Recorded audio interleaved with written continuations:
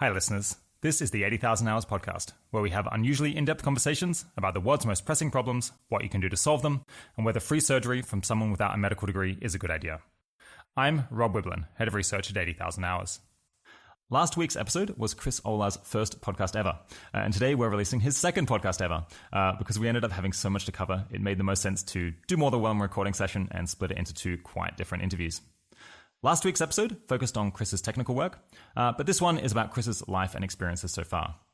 We cover issues like how he rose to the top of the ML field without a university degree, how he got his foot in the door at Google Brain and OpenAI, the academic journal that Chris founded called Distill, and his views on how to explain complex things really well, how to write the best cold emails, micromarriages, micro-best friends, and much more besides. All right, without further ado, I bring you Chris Olah. Today, I'm speaking with Chris Olah. Chris is a machine learning researcher currently focused on neural network interpretability. Until last December, he led OpenAI's interpretability team, but he recently left with some colleagues to help start a new AI lab focused on large models and safety. Before OpenAI, he spent 4 years at Google Brain developing tools to visualize what's going on in neural networks. And he was hugely influential at Google Brain, being the second author on the launch of the DeepDream article back in 2015. And I guess the DeepDream images are something that just about everyone has seen at this point. He also helped pioneer feature visualization, activation atlases, building blocks of interpretability, TensorFlow, and even co-authored the famous paper, Concrete Problems in AI Safety. On top of all of that, in 2018, he helped found the academic journal Distill, which is dedicated to publishing clear communication of technical concepts. And Chris is himself a writer who is popular among many listeners to the show, and whose blog has attracted millions of readers by trying to explain cutting-edge machine learning in highly accessible ways. And he's managed to do all of this without a degree, because he dropped out of college in 2009 to defend a friend against bogus terrorism charges. And in 2012, Chris took a $100,000 Teal Fellowship, a scholarship designed to encourage gifted young people to go straight into research or entrepreneurship rather than go to university. What an intro. Thanks for coming on the podcast, Chris. Thank you for having me, Rob. That is an extremely flattering introduction. I should say my role in TensorFlow was very minor. Okay. But all of the rest of it stands. Yeah. This is my first podcast ever. So if I get terrified of the medium and never do a podcast episode again, everyone will know who to blame. It'll be Karen and me to blame. Yeah, or alternatively, if things go well, we'll have a fantastic scoop and get lots of new subscribers. That's the dream. All right. I hope you get to talk about your research into AI interpretability and your many unusual life experiences, as just described. But first, what are you working on at the moment, and why do you think it's important? I think one of the craziest things about machine learning is that we have all of these systems that can do these amazing things. They can classify images, translate text, write essays, recognize your voice, generate videos. And yet we can't go and produce these systems directly. No human being knows how to write a computer program directly that does those kinds of things. Instead, we go produce systems that do these things, and we have no idea what those systems are doing. And so the thing that I've always felt has sort of just been this question that I've been obsessed with and just sort of feels like the burning question in machine learning to me is, how in the wide world are these systems going and doing all these crazy things that we don't know how to do? And I care about that for safety reasons. And honestly, I just care about it because it seems like this incredibly crazy thing about the world that I just want to understand.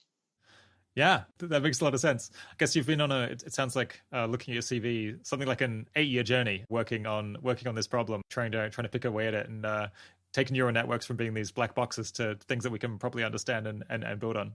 Yeah, I mean, it's not the only thing that I've done for the last 8 years, but it's definitely been the biggest one. And I've tried lots of things. A lot of the things I tried early on didn't work very well, but over time, I think we've really developed, and not just me, but lots of other people and lots of collaborators that I've worked with have really been able to get to a point where we can actually very significantly understand neural networks and can actually just sort of look at their weights and read entire algorithms for doing things that we didn't really know how to do before off of them. And that's been really cool to see. All right. Well, we'll return to some of those techniques later on. Let's talk now about, I guess, the very unusual and circuitous career path that you've ended up going on. And I guess we can see if people can learn any lessons from it, or maybe whether it's just too weird to be generalizable. Obviously, you now do machine learning research really professionally, but unusually you don't have a PhD or even an undergraduate degree. I guess, what's the story of how that ended up happening? Gosh, well, it's a bit of a personal story, but when I was in high school, I became really involved in a community technology space called Hack Lab. And so the G20 came to Toronto, and one of our members was doing security research, where he'd do things like he was recording where temporary cameras got put up.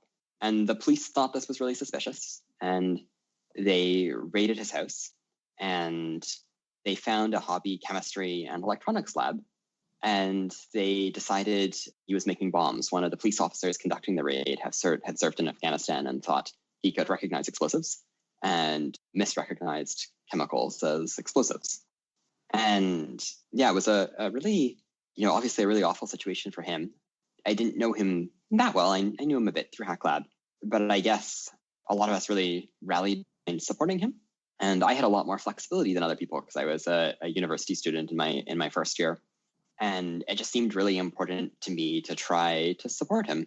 And so I started going to court whenever he had bail hearings and stuff like this, and trying to do court support type stuff to just help him and help his family a little bit. And I took notes and things like this. And then he was under house arrest for 1 year. And in the second year, I took a year off university so I could go and be at his trial full time. And he was found innocent of all charges in the end. But that led to me initially dropping out of university. Yeah, I read a bit about this records from, I guess, 2008 on your personal website. It is an astonishing and pretty tragic story. You must have been, I guess, I'd imagine that I would be as well, just like so outraged and disgusted in order to basically drop out of university, and just it sounded like you were focusing a lot of your time on tracking this case, and I guess trying to help in as much as you could to make sure that this guy didn't get some long like terrorist prison sentence for something that he absolutely hadn't done. Yeah. I mean, I don't know that I actually helped very much. I think really at best, I saved him a little bit of money by going and doing some things that, saved his lawyers a bit of time here and there. I think the highest impact thing I did was I transcribed a interrogation session and put it on YouTube, and then his lawyers could go and there's this nice feature where you can like click on lines in a transcript and it will jump the video to that point. I think that was probably the highest impact thing I did. But I think actually it wasn't primarily outrage at first. There was a lot of outrage, but I think actually the first thing was fear. I was scared for this person. I was scared for myself and for all of my friends that maybe they were going to now come after all of us as, I don't know, some kind of co-conspirators or something like this. And so it was just a really scary time period. And I think, yeah, maybe the main thing was just it seems really important when sort of people are systematically sort of stepping away from someone or abandoning someone. It seems really important for other people to rally and to try and support them. Or that was sort of a strong emotional intuition I had. And so I think that was probably the main motivator for me. Yeah, I guess I hadn't thought about that angle as much. That I suppose this actually on some level required bravery, or I guess bravery or foolishness, because by taking such a big interest in this as someone who's an associate now of an accused terrorist, you're like potentially painting a target on yourself to have the police come after you or like investigate you or potentially try to engage in reprisals if they're frustrated with what you're doing. Imagine your parents were, or maybe they're on board, or maybe they were just like horrified at the risk that you were taking. No, I think all the adults in my life were very, very deeply worried about this and pushed me really hard to not do it. I think realistically, any jeopardy that I was in would have already been from pre-existing associations. But I think, I didn't know anything about law at that time. I didn't know anything about how to think about this type of thing. And so it just seemed very, very generally scary. Yeah, I guess it sounds like it's totally understandable why you did this, but it sounds like you think you didn't make that much of a difference. In retrospect, do you wish that you hadn't dropped out of university or hadn't done this stuff, or is it just that then it's just maybe an impossible hypothetical to consider, because then you'd be a different person? Yeah, it's pretty hard to think about. I do think that there's a way in which it was altruistic but not especially effective.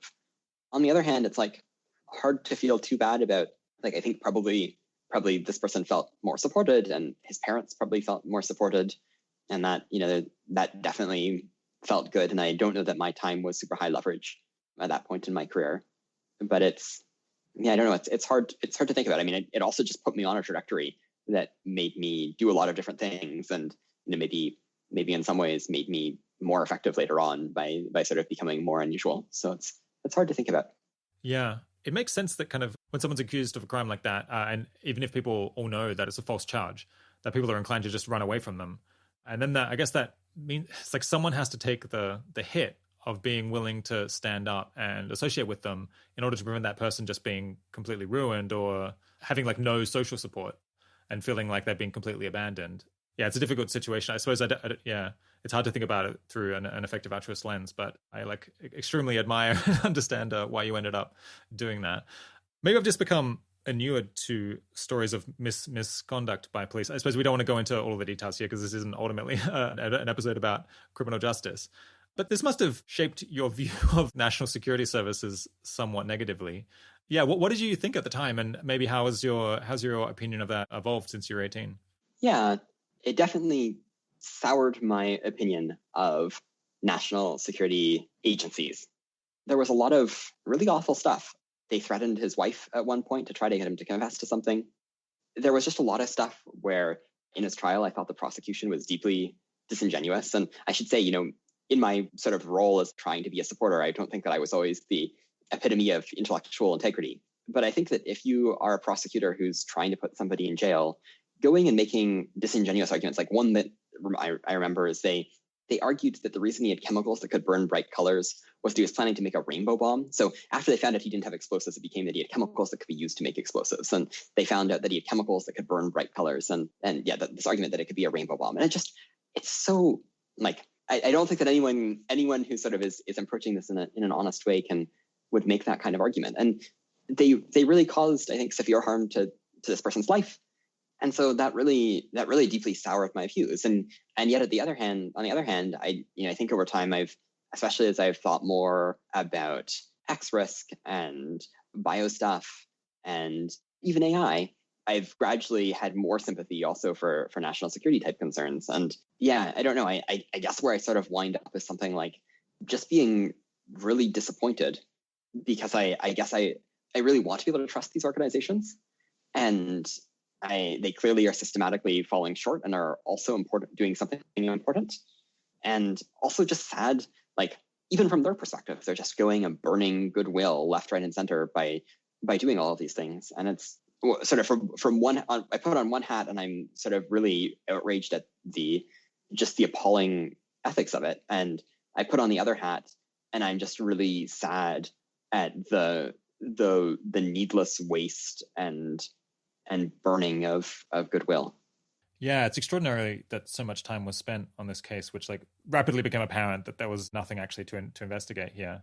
I guess, I mean, I know that there's like amazing people with the national security, like some of the people with the greatest integrity and incredible work ethic. And I guess it's just national security and law enforcement. It's like any other industry where there's some people who are fantastic and there's some people who engage in misconduct all the time. And I guess it's just an area that is so important and where there's so much power that when people do engage in misconduct, the consequences can be extremely unjust and extremely harmful.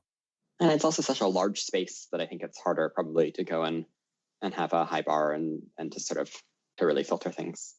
I don't know. I'm not an expert, so I don't want to opine too much. Yeah, well, I mean, the police are like one of the largest employment groups, so it is a lot of people. And I suppose it probably, yeah, I was just saying it probably is difficult to have such an extremely high bar, such that only like the people who have demonstrated the greatest integrity in their life can possibly become police officers because it's just so many. Let's maybe come back to the path that you were taking in your career then. So you'd been going to university, but you left in order to do this.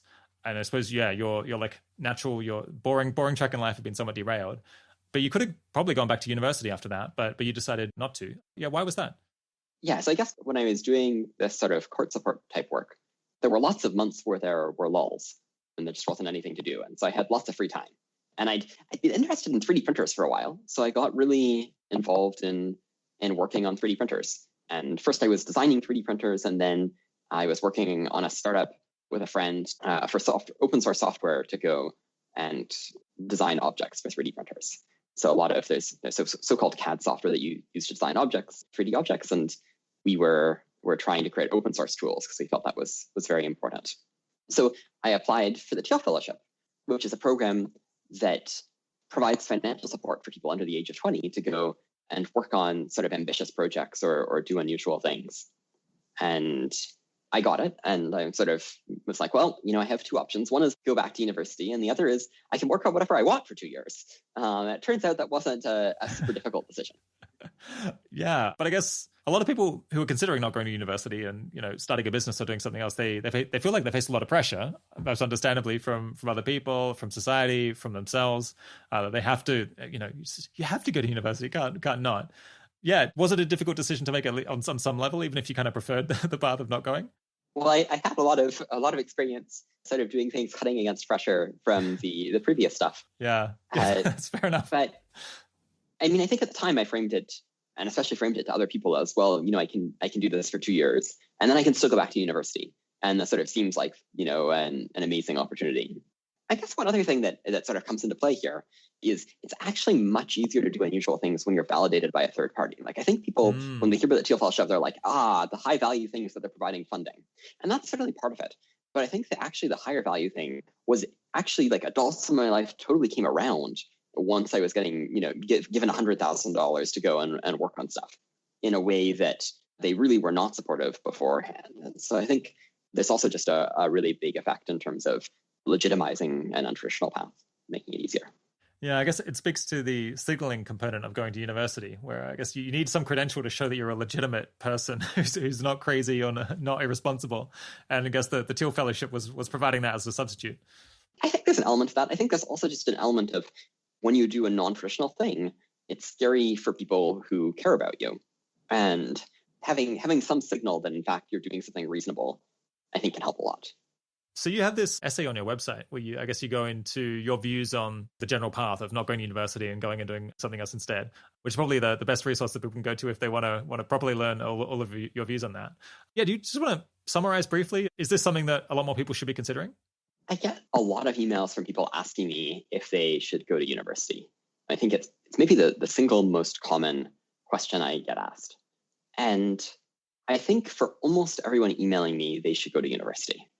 And the reason that I think that is, I think that if you want to benefit from going and doing something else, you have to have a lot of, I think, sort of self-discipline and willingness to go and work hard on things and self-motivation to work hard on things without an external forcing function. And I think that often people don't have this, and then this kind of thing doesn't work as well for them. On the other hand, I think for the people, maybe to give some more context, I think a lot of the people who I saw really thrive in the Distill Fellowship.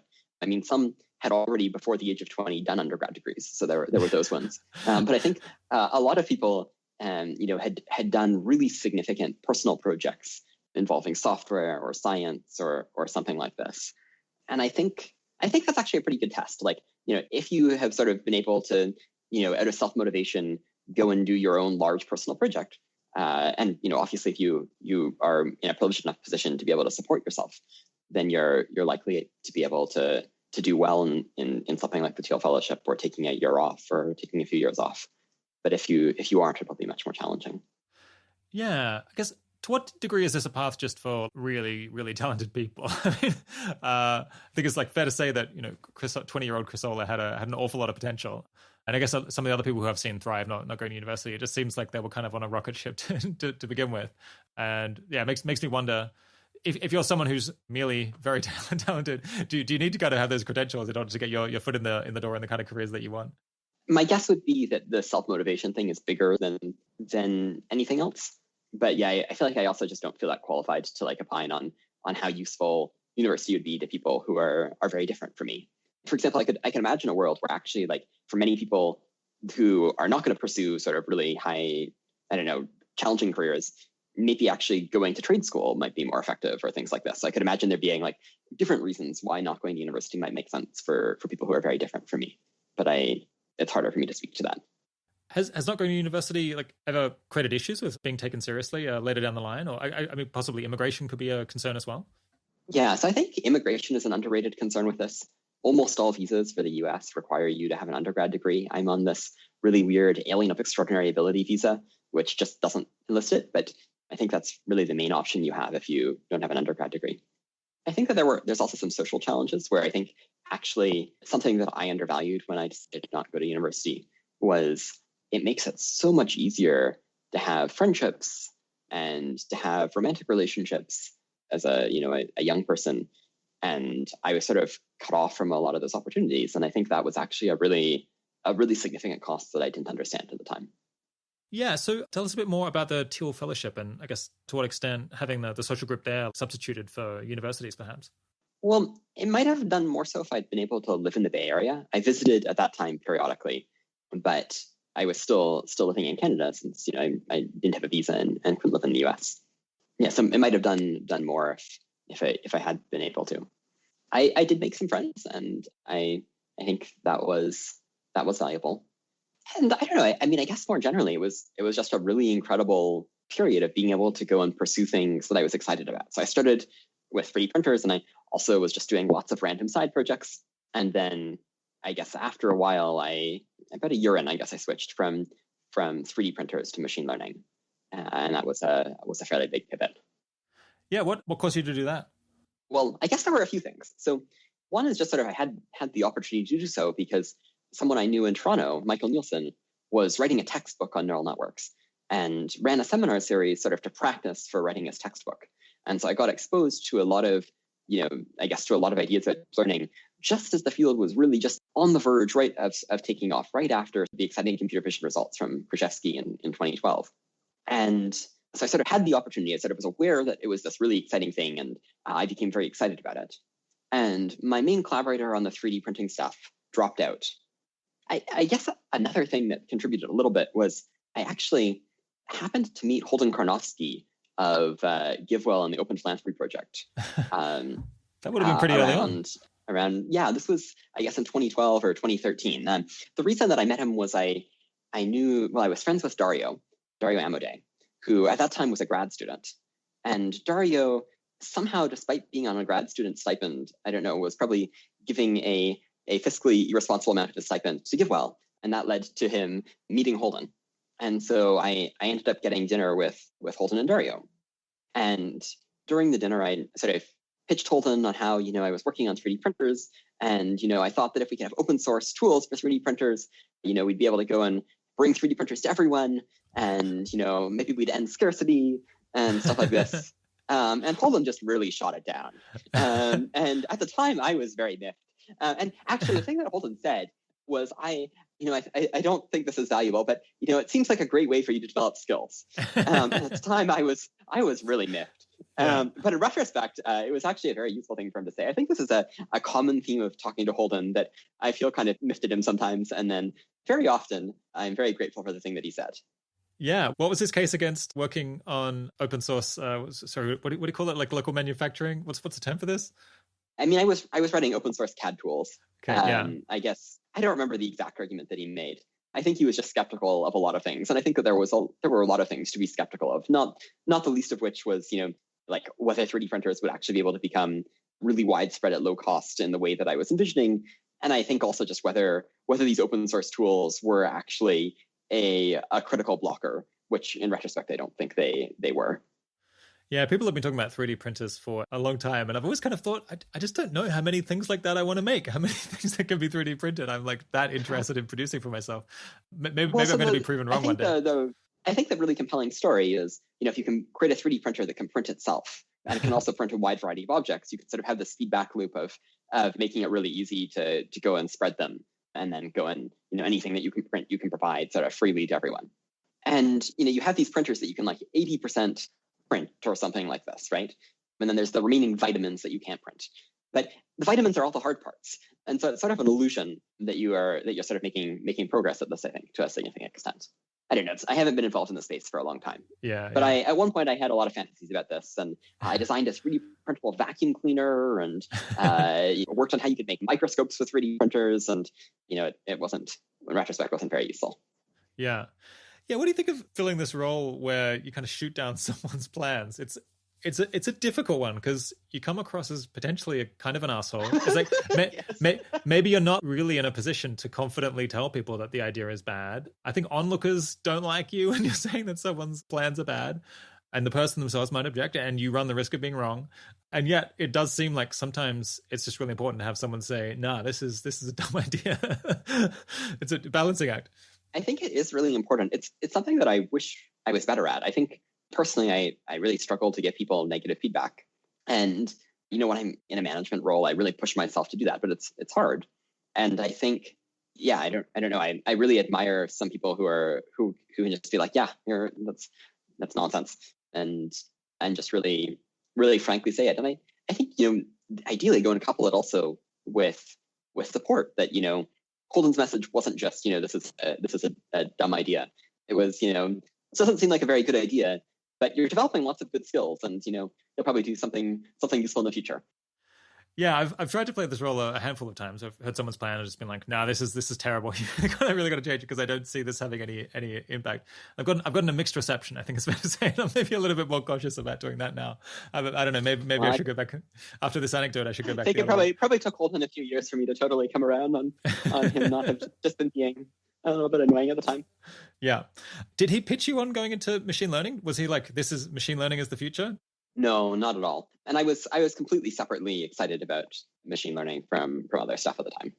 Okay, so Holden, among other factors, convinced you that 3D printing maybe wasn't the most important thing to be working on. And then independently, you were kind of getting excited by machine learning, which I guess was beginning to take off at that time. Yeah, or deep learning was beginning to take off at that time. Yeah, interesting. And yeah, I guess the thing that I just couldn't get over and I was really obsessed with was we have these systems that can do these things that no human being knows how to write a computer program to do, and no one knows what's going on inside of them. And that question just really hooked me, and I couldn't get it out of my head, and sort of became a big motivator for me. Interesting. Yeah, I suppose I've just always taken it for granted that neural nets are these combinations of nodes and weights, and like it's a bunch of numbers, and it does some stuff, and we don't understand how it works. But that is, from one point of view, that is crazy. That you built. It's crazy. Yeah, no, it's completely bonkers that we have these systems. Like, in any other area, you'd say that like it's harder to go and create a system that automatically builds your systems for you than to go and get the system that can do the thing that's hard. But in this case, we have no idea how to go and produce the system. And people have certainly tried. People have tried for essentially all of the machine learning tasks we talk about. People have tried to go and hand build systems that do this. We can't build systems that can go and do the things that neural networks do, even when we try really hard to do it by hand. Yet somehow they automatically form. It's just truly a crazy fact about the world. Yeah. So I guess we're making them indirectly by programming a computer to say, well, try to do this thing. And then when it fails to do it, we're like, well, you would have done a little bit better if these numbers were a bit different in this way. So then we'll like try again, and then we'll change the numbers again and just keep going until it kind of works. But yeah, at the end, we end up with a whole bunch of numbers, and we're just like, well, we don't really know how to make sense of this. We don't even know like what, or at least in the past, as we'll get to, we didn't know what all the different parts did. And I suppose, so you're somehow those numbers correspond to a computer program. What's going on inside it? I want to know. Sounds good. Okay, so you were particularly and 19-year-old Christopher really wanted to know. So nice. Okay, yeah, hasn't really changed. And what did you do next in order to get into this? I suppose the idea that someone now could get a job at one of these AI labs just with a high school degree and having to do anything else. I mean, maybe I don't know whether it was easier then or whether you just particularly stood out. But how did you manage to get your foot in the door? Because people would often think that's the step that's potentially really hard if you've taken this unconventional path. Yeah. Now, I should say I'm not the only one who sort of has less of, doesn't have credentials and is at these labs. Like I think Alec Radford doesn't have a PhD. I'm not sure that he has an undergrad degree. And there's a number of other researchers who are like this. So I'm not unique in it. For me, I was really lucky that I got to work with Michael Nielsen. And I think he just basically treated me like one of his grad students for 6 months or a year.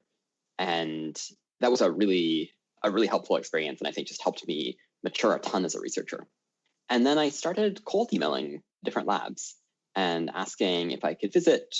Joshua Bengio put out a call for PhD students, and I sent about a week writing him an email asking if he'd consider me. Yeah, he ended up considering me and actually I ended up getting accepted. I didn't end up going. And so I started visiting different research groups and giving talks on research that I'd done. And I'd got some, I think, very modestly interesting results. And I think in a lot of ways, the field was much smaller and it was growing, I think relative to its present size, it was growing very rapidly. And so that also did make it easier to get into. Yeah, interesting. So I guess your first serious role was an internship at Google Brain, is that right? Yeah, so I gave a talk at Google, and Jeff Dean sort of very kindly offered to take me on as an intern. So I ended up doing an internship at Google. And it went on and on and on. And I ended up being an intern for an entire 2 years. Is that common? No. Apparently, I'm not the person who did the longest internship in Google's history, but I think I was a good competitor for that position. Yeah. Were you doing this extended internship kind of in lieu of doing other formal training? So was this the place where you kind of learned all the things that you need to know in order to get properly hired? Yeah, I think I learned a lot through it. I also learned a lot from Michael and from self-study and stuff like this. But yeah, I think there's probably a significant element of that. And I mean, I was just so lucky to be surrounded by so many really, really wonderful people who were really generous with their time with me. And especially with sort of doing different stuff. So Google Brain was about 30 people at the time. And rather than like building neural networks to go and do different things, I mean, I did some of that, and I got to be involved in lots of projects and did some work with generative models, and did contributed a little bit to TensorFlow and things like this. But the main thing I was doing was just, trying to figure out what was going on inside these neural networks. And really very few people were going and thinking about that at that time. I guess Matthew Zeiler did a little bit of work, although he sort of stopped. Alex Mordvinstev, who would become a close collaborator of mine, was doing some work in this space. And I just spent a lot of my time writing blog posts about machine learning and trying to visualize them and trying to understand what was going on and trying lots of things that didn't work very well. Yeah, what were some of the highlights or the most interesting things that you did in, I guess you were at Google Brain for 6 years or something like that? Yeah, five something years, maybe 6. Yeah, what were some of the highlights? Probably the craziest thing was DeepDream. So the really early DeepDream results, Alex Mordvinstev discovered. And he gave a talk, and I was just so excited. I sort of dumped all the projects I was doing and got involved. And it was just sort of electrifyingly exciting. So I guess the idea is you just try to make the neurons in a layer of a neural network activate by going and optimizing the input image. And you get these sort of, if you haven't seen them, these sort of hallucinogenic images that are full of dog slugs and psychedelic colors and things like this. And, neural networks seem like magic, but this seemed like a really crazy magic. And I just spend, hours and hours and hours trying different things and trying to visualize different layers and trying to go and fiddle with what we were doing in different ways. And I found that there was this, you could apply this to going and visualizing individual classes. And we discovered that part of how it recognizes a barbell is looking for arms attached to the barbell. But it was just this really, exciting moment where just of really intense mystery. And that was really cool. Yeah, I feel like everyone has seen the DeepDream images. Even I imagine the audience for the technical paper was a lot smaller than the audience for the images, but it was an incredible hit. Do you want to just describe how those images produced? It seems like you're kind of reversing the neural network and then getting it to spit out an image rather than classify something. Yeah, so the idea is that you go and you sort of fiddle with the input image to get an image that causes the neurons in a given layer to fire a lot. And as neurons begin to fire, you try to go and cause those neurons to fire more and more and more. I see. Later on, we'd come up with this. I guess, one of the things that I always feel a little sad about with DeepDream is we got all of this attention initially, but I feel like we didn't really understand the results in some important way. We didn't really understand what we had discovered. And I sometimes think about it as at some point in the invention of the microscope, somebody must have found a distorted piece of glass and realized that they could go and hold it up to things, and they sort of see these distorted images, but the distorted images have these parts that are enlarged and they can see things that they couldn't see before. And I sort of feel like DeepDream was that stage. And then later we turned it into feature visualization and sort of developed, and of course this wasn't just our work, we were building on work that other people did as well, that allowed us to sort of have these lenses that allowed us to very clearly see and sort of really understand, be a very powerful tool for understanding different parts of neural networks. But we didn't really get that, that came after the attention from DeepDream. Was the flood of attention helpful at all for getting taken seriously or getting more resources? Or I don't know to what degree the ML community respects, creating a tool to make amazing images that people can stick up on their social media. I think people were really excited for a month or two. The thing that I remember most was getting lots of emails from people in psychology who wanted to investigate this with us. I remember getting an email from some really serious looking professor about how they wanted to investigate, these seem similar to psychedelic images. Could we do some sort of joint collaboration to figure it out? And never followed up on that.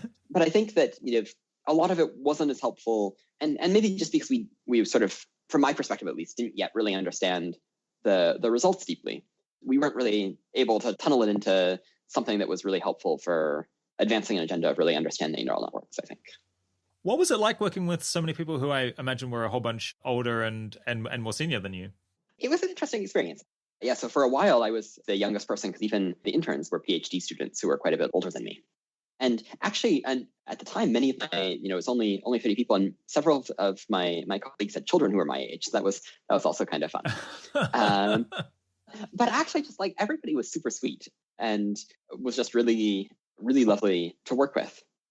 I think the thing that was slightly challenging, and it became more challenging after I became full-time, was trying to interact with my peers. So I'd have experiences, for instance, where I'd try to hang out with PhD students, and then they'd be like, Dr. Olah, because everybody assumes that I have a PhD. Can I be your intern or something like this? And it actually, I don't know, if you're like going into an environment really hoping that you can sort of have peer style interactions and become friends with people, it's actually really disappointing when that happens, and a pretty strange experience. Interesting. I suppose if you spend all your time hanging out with 30 and 40-year-olds as a 20-year-old, do you just end up talking a lot about, I don't know, male pattern baldness and how to buy a house and kitchen? You're like, hey kids, let's talk about our kitchen renovations or something like that. I feel like the things that people talk about are potentially quite different.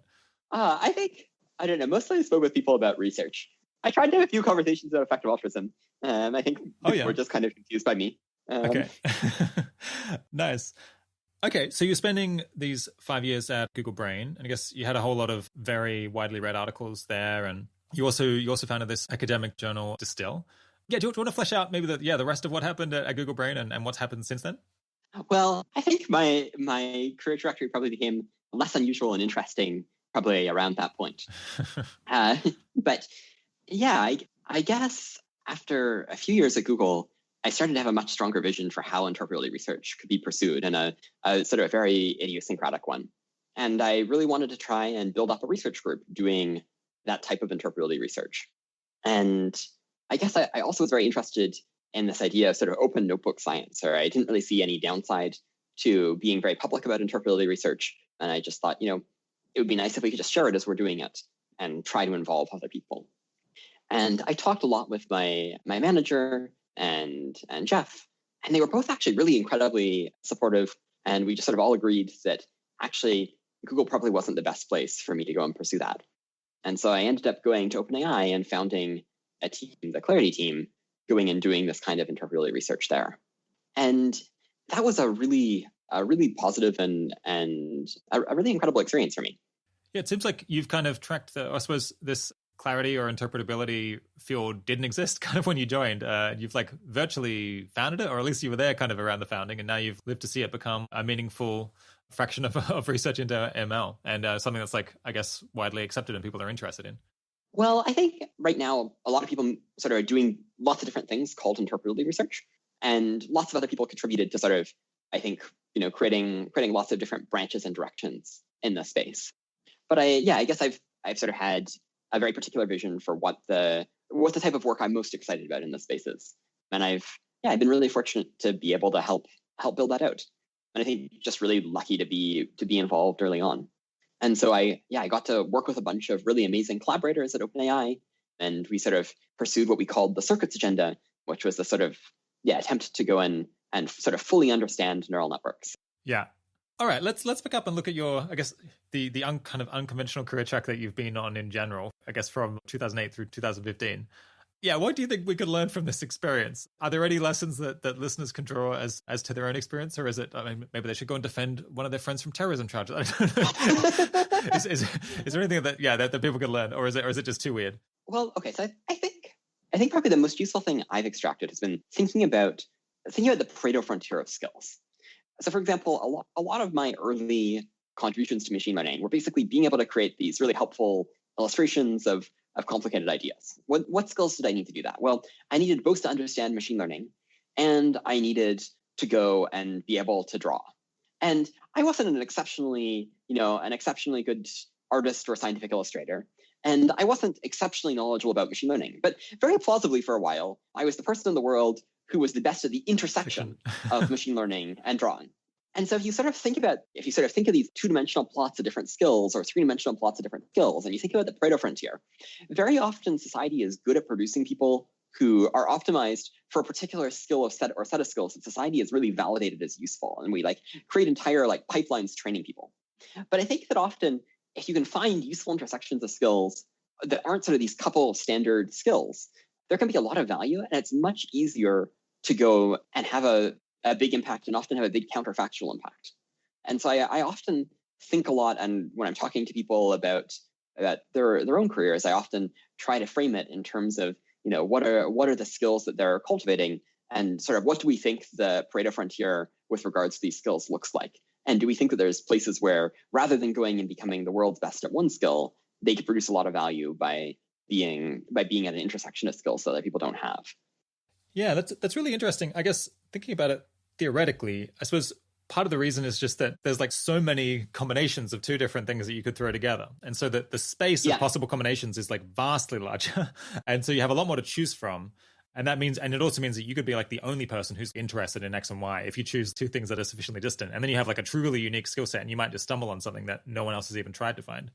Exactly. And now the problem is the space is exponentially big, and you want to not just find an intersection, but the intersection has to be useful. So you have to have some taste in sort of picking the skills that you develop. But I think that there are lots of opportunities like this, and that often it's much less competitive than going and being good at one of the skills that society already really values as a thing to optimize for. Yeah, so I guess you could choose the wrong combination, just where there aren't that many complementarities between the two options. I guess you also kind of might fall between the cracks, I suppose, of existing disciplines. Or like a common complaint that people have about doing interdisciplinary work is that, if you're doing, philosophy of economics, the economics department doesn't like you and the philosophy department doesn't like you, and no one really feels like you're one of them. Yeah, I guess I want to distinguish this a little bit from interdisciplinary work, which I think is something slightly different. Like when I was doing this scientific illustration of machine learning, it was really a pure machine learning contribution. Like it was something that was valuable to the machine learning community and targeted at the machine learning community. And so I think that there is a distinction, I think, between skills and maybe bodies of knowledge. Or like you could also do something that was more cross-disciplinary. Like you could use machine learning for scientific drawing or something like this. But I think that's not really what I was doing. Yeah. Okay. So I suppose we might be an example in that we're at the intersection of being knowledgeable about effective altruist ideas and research, and I guess doing interviews and doing media and communicating stuff.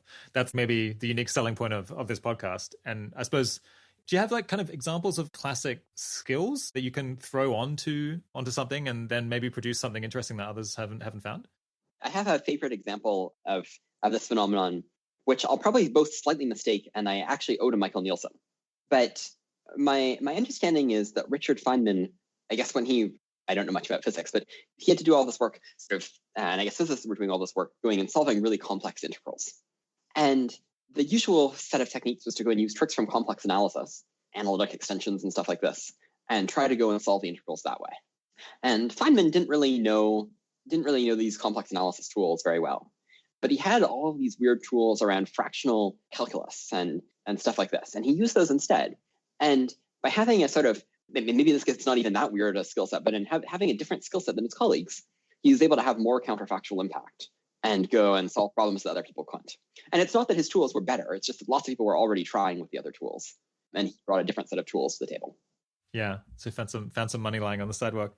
I guess some options might be, knowing a lot about some technical area, plus say knowing about operations in organizations, or knowing about how to do business, or knowing about money, knowing how to manage people. Maybe those are like combinations. I think people management plus technical skills is a huge superpower. I think it's something that I am trying to become good at. I think the people who I see who are really good at it, I think it's a really amazing thing. Yeah, they end up very sought after. I think any sort of communication plus technical skill, I think web development plus science is actually really underrated. I think that often being able to build interactive interfaces can allow you to go and, I guess the basic pitch is, I think a lot of scientists are drawn towards very reductionist, and maybe this is more true in machine learning than other fields, I'm not sure, but they tend to go and look for summary statistics because they can sort of easily work with summary statistics and make line plots and things like this. And I think if you instead are able to go and create interactive tools and explore things, you tend to just sort of interact with the data in a different way. And I think there's actually just it's something where, at least in machine learning, I think there's a lot of value that gets left on the table, and I suspect elsewhere. Yeah. Do you think that this might be slightly a Bay Area phenomenon? The thing is, like, people really appreciating people who have quirky skills that are combined, and that maybe if you're in a more conservative social situation, maybe it'll be more risky, or is that wrong? Yeah, that might be true. Although I think in a lot of cases, it's like if you can demonstrate that your intersection of skills produces value, I think that's really the critical thing. Like once an organization is getting value out of your intersection of skills, whether it's weird or not, probably isn't going to be the critical thing. Yeah, the make or break issue.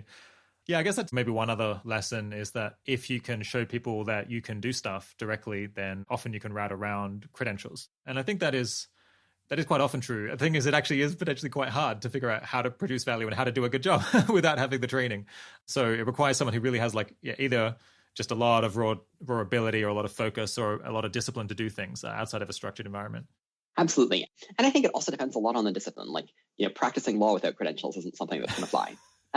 So I think, depending on the discipline that you're working in, and I guess that's a sort of, cutting the other way from my previous answer, I think how flexible the discipline is. And but I think this is actually a little bit of a different question than the intersections of skills thing. Like you can get a PhD and have an odd intersection of skills, perhaps. Yeah, I think probably people aren't just going to learn medicine through apprenticeships. That would be, for understandable reasons, it's a somewhat credential field. I would be very nervous to go and have a doctor who did not have an MD. Yeah, I guess it reminds me of you can get like a free haircut if you're willing to be someone's first victim as receiving a haircut. Perhaps it's more difficult in a surgical environment.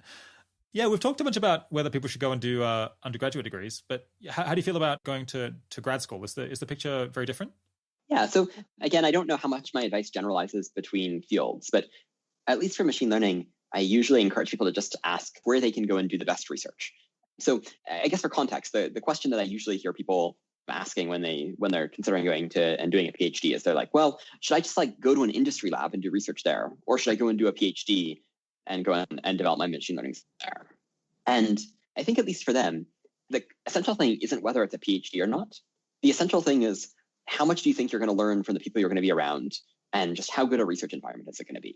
And so for some people, I think quite often going and doing a PhD will get them more mentorship and get them into a research environment that's more suited to their tastes than the opportunities they have in industry. But for other people, it's the other way. And I think it's probably better to try and compare concrete questions. And I guess a very classic advice that people give about doing PhDs is to think really hard about the group that you're going to be working with and try to understand them. And I think it's just like you should compare specific research groups when you're thinking about doing a PhD. You should also, if you're considering industry as well, consider the particular industry group that you would be working in and what you would get out of working there. Yeah. How snooty is ML about whether you went to the right university or whether you were working at the best lab?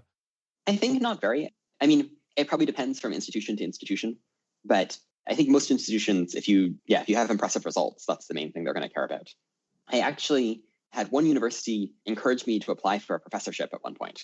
And I was very surprised by this because I don't have an undergrad degree or a PhD. Yeah. And, I sort of think of universities as being very, very traditional. And so I think, if universities are willing to consider stuff like that in light of, when people do good research, I think that sort of is a pretty strong signal that a lot of institutions are willing to focus on people's research rather than their employment history or where they did their PhD.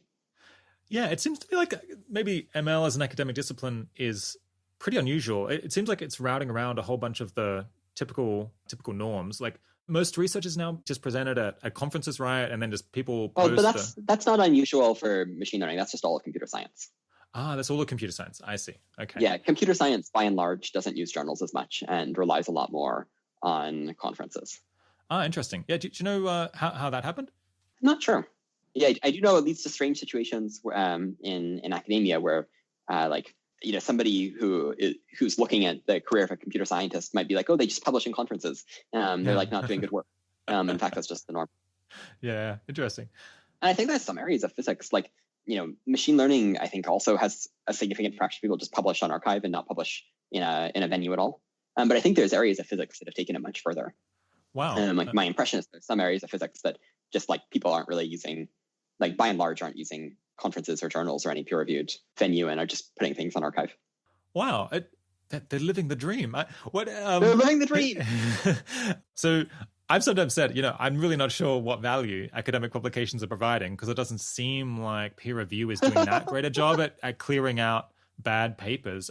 Presumably it does something, but from what I understand, the retest validity of peer review isn't that strong. So even if you submit the same paper to a journal twice, it's there's a high chance it'll be rejected once and accepted another time, which is a bit of a red flag.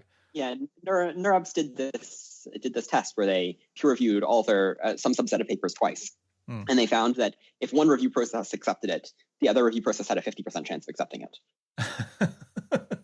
Which, because they're accepting it smaller, less than half of the papers, so it's not as bad as it sounds, but it's still a very noisy process. Yeah. So I mean, it seems like if these fields have kind of dispensed with traditional journal system, then we could maybe learn from them how much value the journals were providing in the first place by seeing whether this has been a disaster. Maybe this is something I should look into. Yeah. So I know you've written this article about how people can develop good taste in what to research and how to go about it. I actually didn't have time to read that one to prepare for this interview. But yeah, maybe could you give people a summary of your views there? Sure. So first of all, I don't consider myself at all an expert on this. And this is just sort of my essence for what's worked with me and when I've been mentoring people, things that I've found helpful. But I think it's often helpful to divide being a good researcher into two parts. One is taste, so your ability to go and pick good problems and go and pick good avenues to attack those problems and things like this. And the second you might call technique or execution. And, I think, maybe if you like picture a chemist working with vials and pipettes and weird things, it's sort of pretty clear that there's like a sort of a whole technique to going manipulating that laboratory equipment. And I think that it's subtler in other fields, but I think that there is something certainly in machine learning of the technique of training models and even just of being a good programmer and doing very minute things of manipulating your code editor or going and manipulating distributed systems and stuff like this. And so I think that's sort of a question of how do you develop both of those skills? And for taste, I think that's probably the hardest one to develop. I tried to come up with a sort of list of exercises that one could do. And an example, and I think probably the most useful one, is just write down a list of problems that you think might be important to work on. And then have somebody else, ideally your mentor, go and just rate them 1 to 10. Because one of the really hard things about developing taste is that you have such a slow feedback loop on learning lessons, because you have to go and do the entire project normally. And so what you want to do is use a mentor or use somebody else as sort of a cheap proxy for getting feedback. And then if you disagree with their feedback, you can either talk to them about it, or maybe you even want to go and do that experiment. So I think that could be useful. And I think there's lots of other things. I think reading about the history of science is helpful. I think going and trying to write just about why you think things are important is helpful. So in any case, I think there's a bunch of exercises there. And then on the technique side, I actually think the most valuable thing here is working closely with people who have good technique. And I think actually, at least in machine learning and probably other computer science disciplines, going and pair programming with people is immensely valuable. I think that there's a lot of stuff that it's hard to communicate in other forms that gets passed along when people are pair programming. And so I think for developing technique, often pair programming is the highest leverage thing to do. It's really interesting. I'd noticed, so I guess in fields of work, it kind of tasks where they have a physical embodiment, we're actually moving things around in the physical world. People get to see one another and they get to learn from watching them what they're doing and figure out how to do it better. And for work on computers and laptops, that exists much less. Exactly. Because there just seems to be a culture in general that you don't, like when you arrive at an organization, you're trying to get training, for example, from your manager, you don't literally sit behind them all day and watch what they do. That would be maybe that would be sensible, but you can't just sit behind them and watch their screen and then see how do they move the windows? How do they reply to people? That doesn't happen. And I guess that means that it's possible for people to just miss really basic stuff potentially. And it just sounds like maybe in programming, there is this peer programming thing in part to fill this gap because it's maybe such a severe problem there. Yeah. I think there's an increasing culture at a lot of organizations of pair programming. I feel like I hear people talking about it a lot more. And I've found that it's really helpful for passing this sort of stuff along. And I myself am constantly learning from other people when I work with them. And I hope that they're learning from me as well. I think your point about how it's hidden by, when it's not physical, sort of technique gets hidden by that is a really good one. Yeah. I think that culture exists in part because people are worried about, well, I guess two reasons. One is sheepishness, perhaps, about people disagreeing with how they're going about their work. It's easy to just hide it and never have people watch your screen. Another might be that you're worried about confidentiality. You don't want other people looking over your shoulders and reading your emails. There's a real norm of not looking at other people's screens in general. But it seems like maybe we should think about ways to work around that. You would have a specified time when someone literally is just going to watch you work, and then you try to not do anything that would be too sensitive, where they shouldn't be looking at the screen. I think I'd be fascinated to see how my colleagues just go about their day. How often do they switch windows as often I do? I don't know. It's key sometimes, some of these basic skills to your productivity that could be worthwhile. Well, I think it's also not just teaching. I think often you can just push through things faster if you have a second person with you. I guess Jeff and Sanjay are famous for, being extremely impactful at Google and pair programming all the time. So they sit together with their computers next to one another and they just work together on a problem. Yeah. Oh, that's really interesting. Yeah, do you have a theory for why that's not more common? It seems like it might be just a really sensible way to get things done. I think it is modestly common in programming and software engineering. And I guess the thing that I'm trying to highlight here is that it's a really useful, I think people sometimes feel just like, it's a nice way to work, I think, or it's like an effective way to work. But I think, especially if you're trying to develop technique, I think it's the best way to go and transmit it that I'm aware of. Yeah. I've seen in your articles that you're also just generally a big proponent of writing cold emails to people. You found that that's worked pretty well for you. Do you think that generalizes to others as well? I get a lot of cold emails. 99% of them are terrible. They are, can you do my homework for me? Or can you answer this basic question that I could Google for 1 minute and answer? And so I think people get this impression that cold emailing doesn't work because, of course, if you send emails like that, people are overwhelmed and aren't going to respond. Or even if you just very generically are you send a nicely written email and you're I'm trying to get into machine learning. Can you do a half an hour phone call with me to talk about how to do that? Even that, you're not very likely to get a response from. But I think the thing that people miss is that if you write really good cold emails, it's actually not that hard to be the best email I received that week. And I think that if you're willing to invest energy in understanding, what a researcher or a group is working on, and you're specifically referring to their papers, and you have thoughtful questions at things, yeah, I think that people pay a lot of attention to that, and I think that it very often works well. And so I think there's a big gap in what people mean when they talk about cold emails. And I think that if you're willing to put in the work, and if you just genuinely really care about what somebody's doing and have put in the work to understand it and can talk about it really intelligently, that's going to come through and is, it's a much more compelling reason for the person to talk to you than other things. Right. So it sounds like you don't think that people should write tons of cold emails to all kinds of people. But if there is someone whose work you're really into, whose work you really understand, then you should not be sheepish about emailing them. Because even if they're getting other emails, your one is really going to potentially stand out if you can demonstrate that you have actually read their paper. Well, and I think the other thing is, I think there's a lot of people who are trying to look at how to get into machine learning. And what they do is they send lots of emails to people, or they email famous people.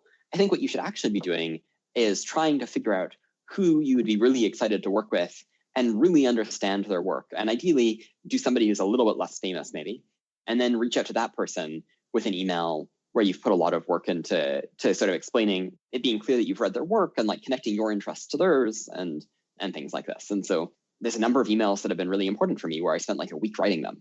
And I think that was a totally worthwhile investment. And I think that's not how people usually think about cold emails.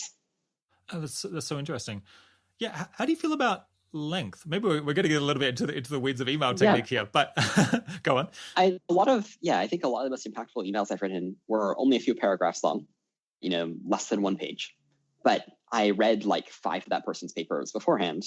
And, I think that comes through in subtle ways.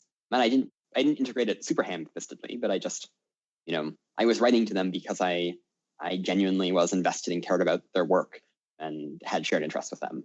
And yeah, I think that's very, very different.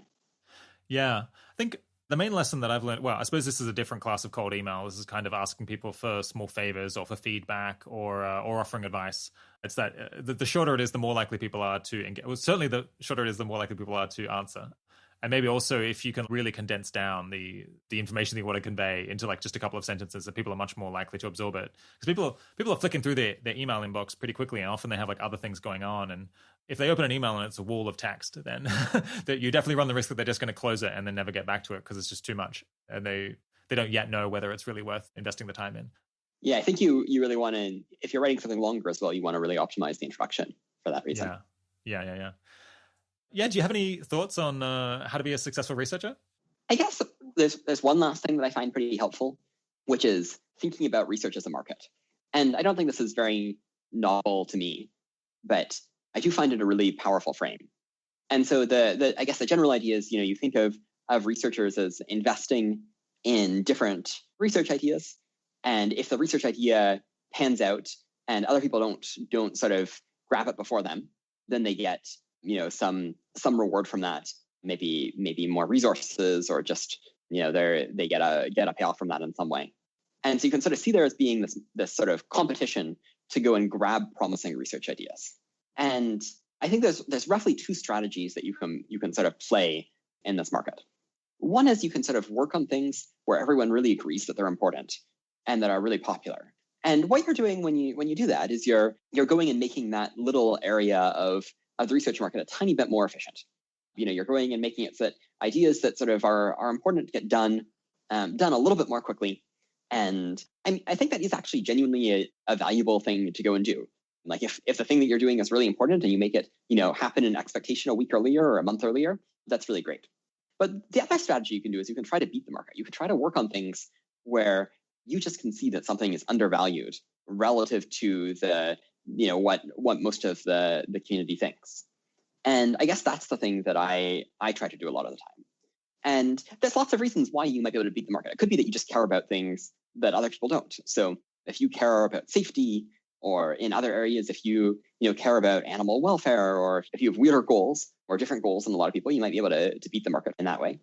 I think another way, though, is just sort of if you have some insight that you really believe is true about a problem, and that's not a widespread insight, that can be really helpful. And that can be, I feel like that's a lot of what I'm doing is sort of me personally. I think that you can genuinely understand neural networks if you're willing to put enough energy into trying to figure out what's going on. And it's like a big bet that I'm making that most other people aren't making. Yeah. I guess to translate this into 80,000 hours speak, one option would be to go with the thing that kind of everyone agrees is most important, or like has a particularly large impact if you can make progress on it. The problem there is that it's probably not going to be neglected because everyone is onto it already. Another option would be to take a punt on something that is currently really neglected that other people aren't working on. But of course, there's a possibility that other people who have chosen not to work on it will maybe right, that it's too hard to make progress, or it doesn't really matter even if you do. And I suppose, the ideal would be that you have some underlying insight that other people have missed. Maybe they just don't have time to engage with it because there's so many ideas out there. Lots of things get ignored. And then you could find something based on that insight that is important and neglected and easy to make progress on. And then and if you're lucky enough to succeed at that, then you have a made, right? Exactly. Yeah, do you think you kind of struck gold in that way with working on interpretability? It seems like it was maybe like it was a field ripe to develop. Well, I think I did. And I think it also played a lot to my comparative advantages. But I think I did. Other people might still disagree. I think the jury's still a little bit out on how valuable it is. But I think I did. Yeah. Let's push on and talk about explaining complex things really well, which I know has been a passion of yours for many years. To start, why is it essential for a field to invest in really good explanations of things? I think in many fields, achieving a research level understanding is like climbing a mountain. There's all of these ideas that you have to understand and build up towards before you can go into research. And, mathematics, I think, is a really striking example of this, where there's just years and years of ideas that you're probably going to go and spend climbing to the point where you can go and do research, just because there's just so much that has been piled on top. And then when you get to the top, you go and you pile some more results on top and you make the mountain higher. And I think a lot of people are proud of this because they're sort of like, the fact that it's like this long pilgrimage to go and get to the point where you can do research. And, that means that we're, that it's especially profound and it reflects, all of the work that's been done to date. But I think that actually it's often a reflection that we haven't put enough work into explaining things and going and building up really good infrastructure for learning about that field. And I think this can come in lots of forms. It can be poor expositions, there's just not good explanations of things. Sometimes there's just undigested ideas. Like there's an idea that's important, but it sort of hasn't been really like refined to the completed version of that idea. I think it's very common for there to be bad notations or just bad definitions of things that make things more complicated. And all of these things make it harder to go and understand the topic. One analogy that I like is sometimes in software engineering, people talk about technical debt, which is like, you go and you move really fast to go and get to that point where you can like go and ship some feature or something like this. And in the process, you write lots of bad code and it's really messy and gross and you have bad variable names and it isn't documented. And then it's hard for other people to build on top of. And I think something analogous, a kind of research debt, is sort of endemic in science. Yeah.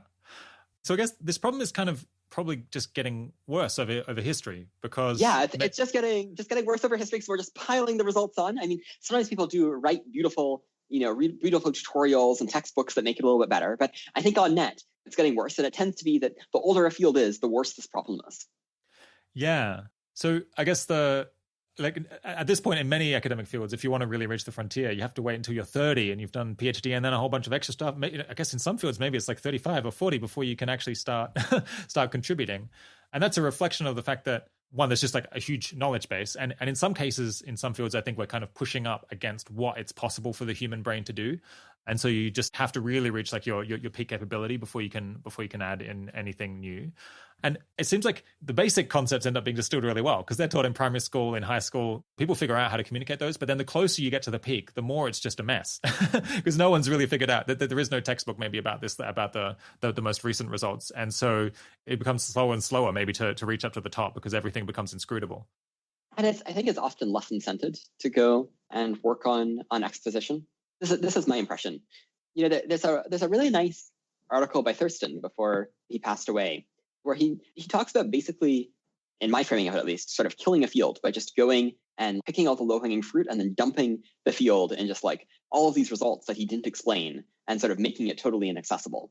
I guess that's sort of an extreme example, but I do think this kind of thing can genuinely hold back fields. So hold on. So you're saying that someone could just dump a whole bunch of, they'll dump the next step, but explain it so badly that people are repelled from even comprehending it.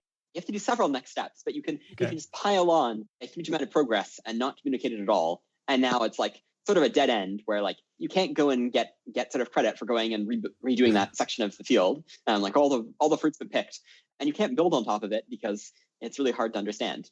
Yeah, it's not a good situation. That is that is a fascinating possibility. Returning to your first question for a second, I think there's another thing to be said about why it's important to invest in good explanations, or there's something about why good explanations are valuable, which is the impact of an explanation is often nonlinear. Whereas you go and you write a better explanation, not only does it provide more value to its readers, but you also have more consumers. And so I think something that's sort of surprising is you might think that in a lot of things, as you make something better, there's really sharp diminishing returns. And of course, there are diminishing returns where it becomes harder and harder to make something marginally better. But I think with explanations, there's also a nonlinear thing where as you go and you make an explanation better and better and better, and it becomes better than any existing explanation, actually its value significantly increases in this very nonlinear way. Because that becomes the default reference that everyone's going to read, and so they're all saving a bunch of time because it's better, and maybe also more people are like, oh, I could plausibly understand this because now it's been explained properly. So you end up expanding the interest in the topic in aggregate. Sometimes I feel a little bit sad about this, but the thing that I've written that's been most read is this tutorial on LSTMs, and it's been read several million times. And so if you just if I wrote it a little bit better such that I saved every reader 1 second going and reading it, it actually adds up to non-trivial amounts of time that I saved lots of people. And so when you have a million multiplier on something, that actually, that really has a big impact. And the difference between having a million multiplier on something and having, 100 or 1,000 multiplier on something can actually be sort of a pretty sharp transition, where you manage to go from being a good explanation that is comparable to existing explanations to an explanation that is better than the existing alternatives. Yeah. The key idea here to me as an economist is kind of fixed costs versus variable costs. And here we have a fixed cost in making the explanation better, whereas that's just a cost to the person who's writing the article. They're going to have to spend more time revising it. But then the benefits are potentially variable depending on how many people read it. So as the number of readers goes up, the amount of time that it would be plausibly justified to spend improving the explanation just balloons out. If you're going to have 1 million readers on a textbook, then you really want to make sure that it's very, very good. So it saves them more time.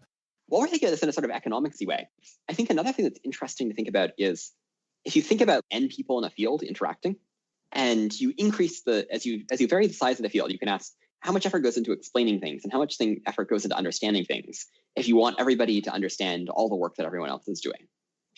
And the effort to explain things grows linearly because just each person has to explain their work. But the effort to go and understand things grows quadratically because each person needs to understand every other person's work. And so if you have the option to go and shift some of the, change the coefficients on both of those, where people produce better explanations and then the consumers go and do a little bit less work, you can sort of change the size that a field can reach before it fragments, I think. Where there's some maximum size that a field can have where everybody actually understands everything that's going on in that field. And it's determined by how people explain things because of this linear quadratic cost thing. Yeah, interesting. Okay, so the idea there is if people are bad at explaining what they're doing, then it means that a field will fission because people feel like they have to specialize more because it's just so much work to understand what those other people at the other end of the field are working on. It's all Greek to them. Yeah, I think that's the natural reaction. Yeah. So, what is your philosophy of what makes a good explanation? And I guess what's missing from most typical explanations that makes you think that they're not as good as they could be? Yeah. So I think that there are two parts to a good explanation. One is just having a really clear way of thinking about the topic, and one is executing the explanation well. And it's hard to give any advice on how to go and have a sort of clear, nice way of thinking about a topic. The thing that works for me is I just get really annoyed with my understanding of things until they feel nice. And so that's what works for me. But I think that there is more that one can say about how to execute an explanation well. Okay, so here's something I find kind of mysterious.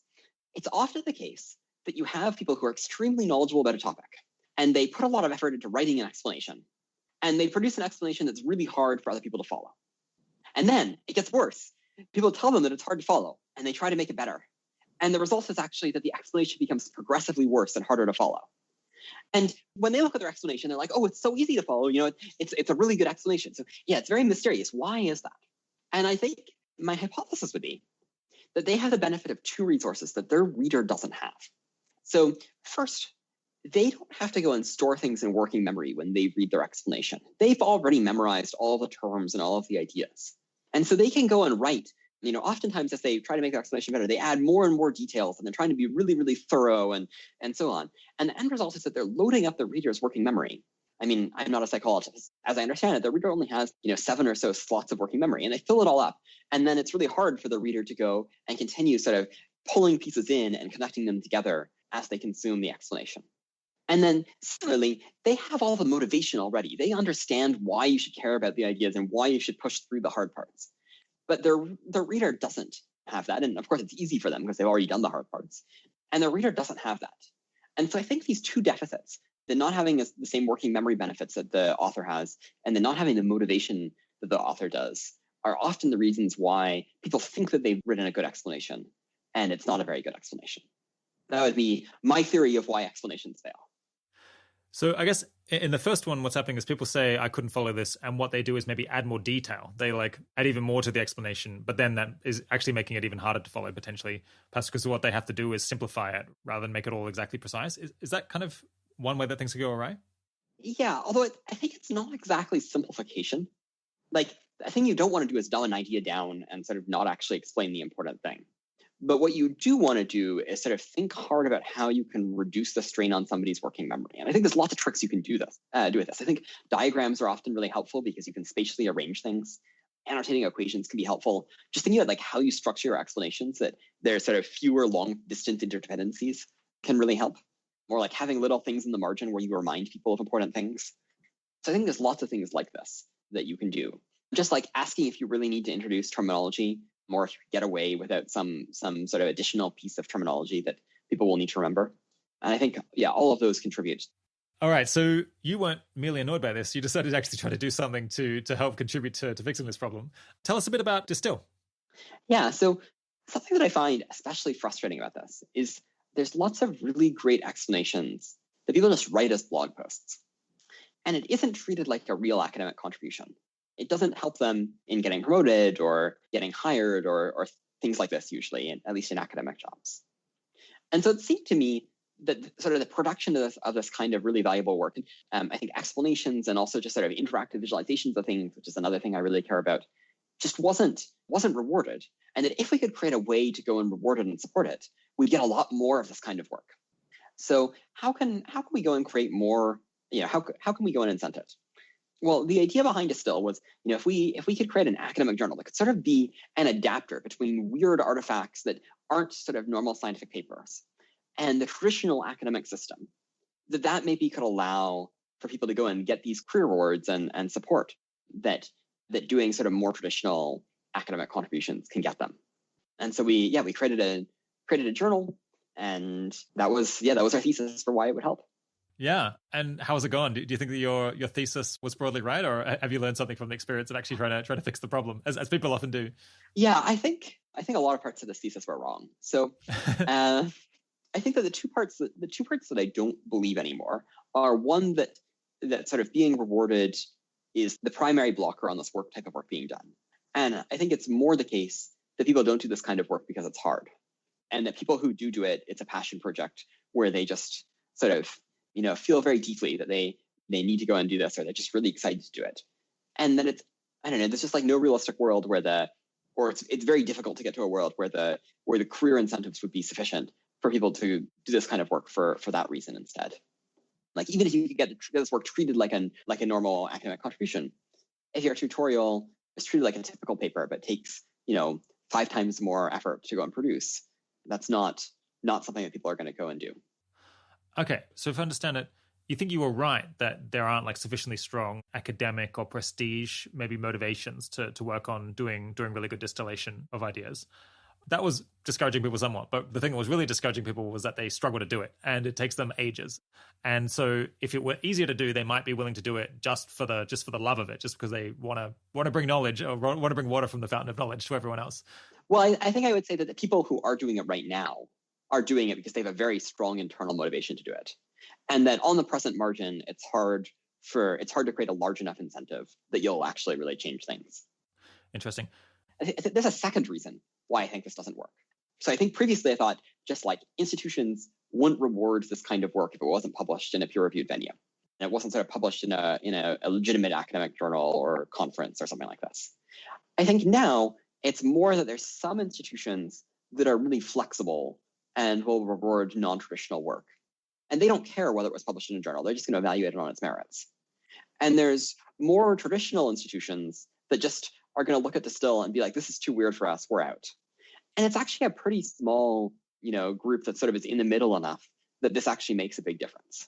And so I think both of those are sort of make the case for an institution like Distill a lot weaker than I initially thought it was.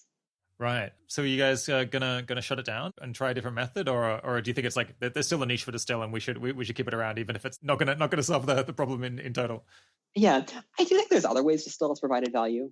I think that just sort of being an example of what you can do with explanations and with interactive visualizations and interpretability has been really valuable. It's just useful to show what's possible if you try really hard in the space.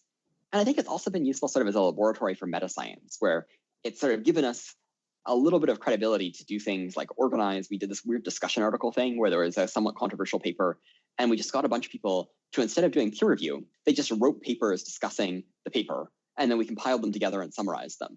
And like people spent months going and writing these, what sort of are effectively reviews. And so I think that was a super cool experiment. Or we're doing this thing that we call spreads, where we go and collect, a series of articles, sort of very incremental articles building on one topic. And those seem to have also been quite successful, I think, and really interesting. So those are things that I'm glad about with Distill, and that I think are positives of it. But it also has really large costs to run.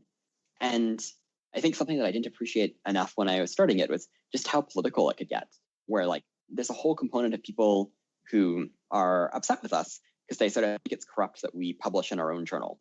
So because it's such a small niche community, a lot of people who are doing this work, like the people who are sort of going and like investing lots of effort in creating interactive scientific papers tend to be a slightly tight-knit community and either are involved in running Distill or know people who are involved in running Distill. And from the outside, that kind of looks, incestuous and corrupt, I think. And people are unhappy about it. And yeah, I don't know. That's like a thing that isn't super fun to have to navigate. Yeah, that sounds tricky. All right. Well, it's very interesting, and I think not uncommon that you've gained a lot more insight into what is the actual nature of the problem by trying to solve it, and that maybe you'd perhaps try a different technique now, knowing everything that you do. But Distill looks really cool to me. I mean, I was looking around the website in preparing for this, and it's much better than the papers that I normally have to read in terms of just like visual quality and quality of explanation. So it definitely has achieved that goal. Thank you. Yeah, it's been really wonderful to be part of. And I think something I feel really proud of is, in addition to the papers that I've worked on, being able to support lots of people in going and producing these kinds of papers has been really cool and special. All right, well, we're almost out of time for this session, but I guess, to return to some personal stuff, To get to know you better, if you just had to completely change careers and you somehow became totally indifferent to making the world a better place, what would be the most self-indulgent or most enjoyable career for you to pursue instead, if you've thought about this? Oh, gosh. Well, one thing I think I'd really love to do is just teach young children math. Yeah, I both often wish that I could interact more with young children. And I find teaching really delightful. And I think I would just get a lot of joy out of going. And I sometimes like to like daydream about like, oh, how would I go and teach? Like, can you turn group theory into a board game for young children? Like, there's these Cayley diagrams, and you could go and use them. Or like sometimes I'll babysit friends' children, and I've like done experiments with making knots, and then like trying to get them to guess whether it's the unknot or things like this. And so I think you could have a lot of fun, and I think I'd have a lot of fun with that. Teaching children is a real job, Chris. This is the most self-indulgent that you can imagine doing. It's well, a lot of work. I don't know. I'd want to do it in a very in a way that's, I guess if I was maximizing just for my personal enjoyment, it would probably be a very part-time thing or something like this. Yeah. What's that XKCD comic where it's like, when people ask me, what's your dream job? I'm never sure how literal to be. And the person's actual dream job is, I think, like removing some lint from a lint cover and then like using a lightsaber to like damage a door and then retiring to a life of luxury for the rest of their life because they've been paid an enormous salary for these two tasks. Okay. All right. Well, if I was being selfish and self-indulgent about your potential alternative career, I'd really love to read kind of Chris Olah, the blogger or Substacker or whatever it would be, Twitter maybe. I suppose, although you do Twitter.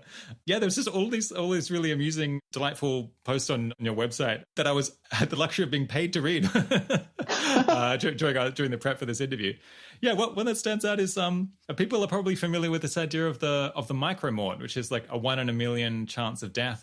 And then I guess I've noticed recently people have been applying this to more and more concepts. So folks might know that some people involved in the effective altruism community made this wonderful website called microcovid.org, where you can put in specify all of these things about something that you did, in what country, like how many people, for how long, how crowded, was it indoors, outdoors, in order to figure out how many 1 in a million chances of getting COVID did you incur. So, if you meet someone who has COVID indoors, then you clock up 100,000 micro-COVIDs, which is a 10% chance of getting COVID.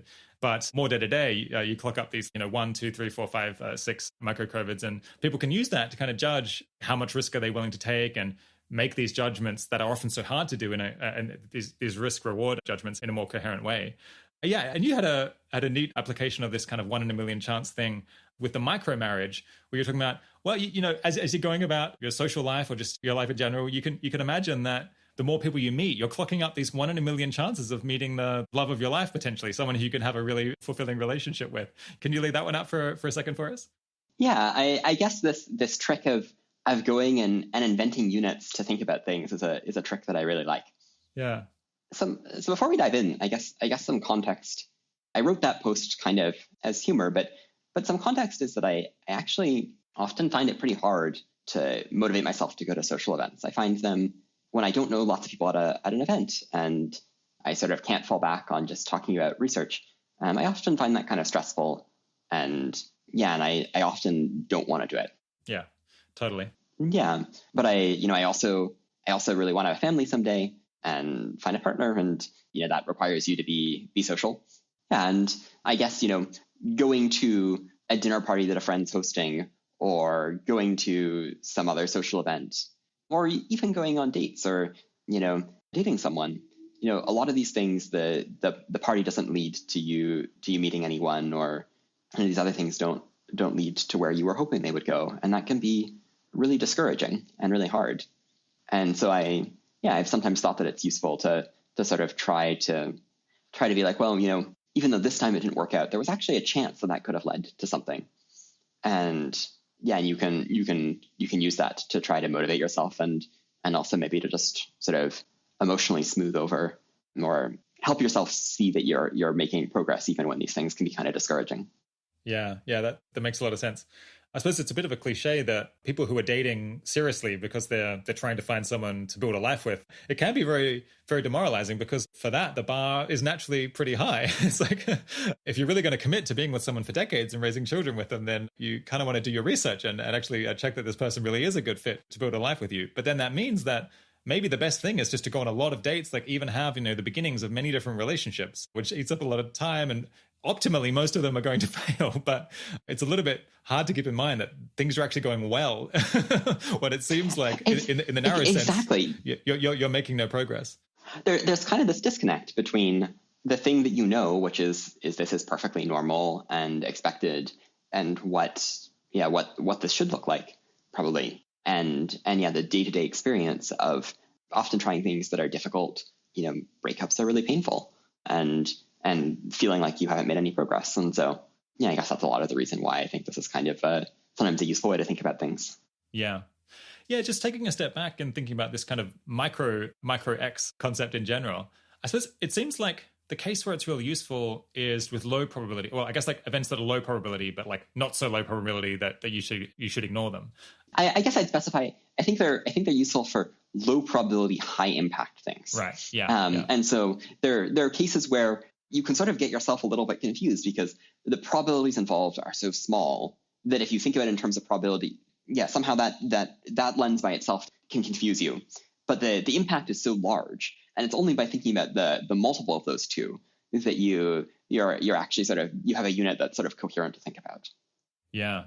Yeah. It helps us like 1 in a million chance. And I suppose for alternative things, you could do 1 in 1,000.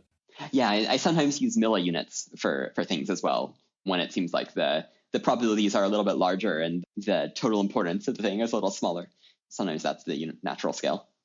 Yeah. So why is this helping me think about these things? I suppose one thing is that when you're thinking about it in terms of probability or just intuitively, the difference between 100 micromorts and 1,000 micromorts doesn't feel like very much. Or, 100 micromarriages or 1,000 micromarriages, it all just kind of blurs into like, this is very unlikely.